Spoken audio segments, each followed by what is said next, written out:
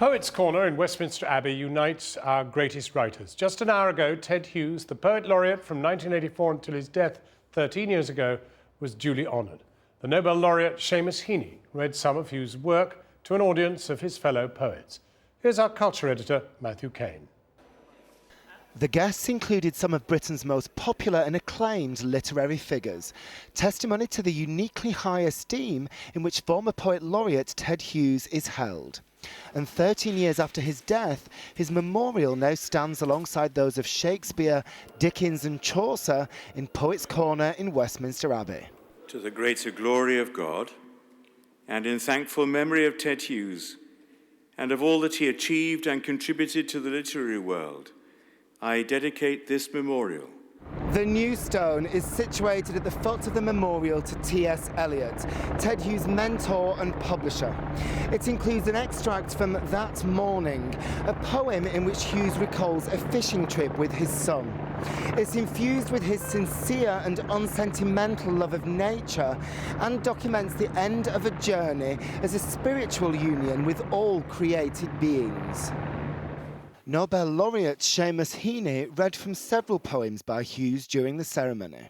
Down the black drain, across the black loch, where whitecaps burned, you came tossing on a saucer out of childhood. But of course, Hughes will be as much remembered for his personal life as he will for his work. His first wife and fellow poet Sylvia Plath committed suicide following his infidelity.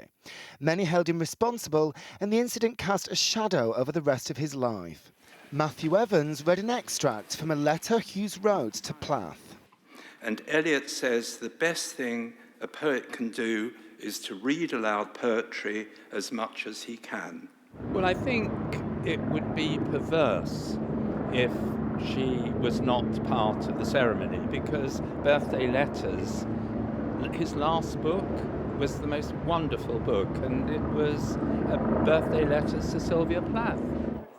Whatever the inspiration behind it, it's Hughes' work which has earned him a place in Poets' Corner. And as the Dean of Westminster said in his bidding, may his words continue to inspire, to challenge, to encourage. May his name live forevermore.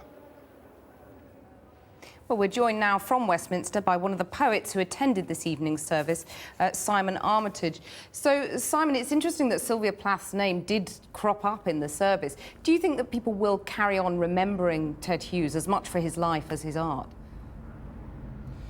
Well, I think certainly that story has entered popular culture, and there are sensationalist aspects to it. I mean, we're talking about a tragedy in the end that's dogged Hughes's life. But I think in the end we'll probably remember Hughes for the poetry, and Plath as well. You have to remember that they were both an integral part of each other's work. And obviously there were some lines from the poetry on the memorial. Perhaps you could read some of them. I think you've come prepared, and explain their significance. Yeah, these are the lines that are inscribed around Hughes's name on the stone. They're actually taken from a poem called That Morning, where Hughes is out fishing with his son, I think in Alaska, in a river in Alaska, stood amongst the water and amongst the fishes. And this is the end of the poem. It says, "So we found the end of our journey, so we stood alive in the river of light, among the creatures of light, creatures of light." And do you think in future that we're going to have a slightly broader understanding of what poetry is? I mean, are we going to see Dizzy Rascal in Poets' Corner in the future? Well, I don't know. I think it would be a fool who tried to predict the future and the language. It's hard to know where all that's going. But I mean, poetry's proved itself pretty much unkillable. It's been around for as long as language has been around. And if you look back to the first poet who's buried here in Westminster Abbey, Chaucer, this was somebody who was working with an intensity of language, writing stories, and impressing people.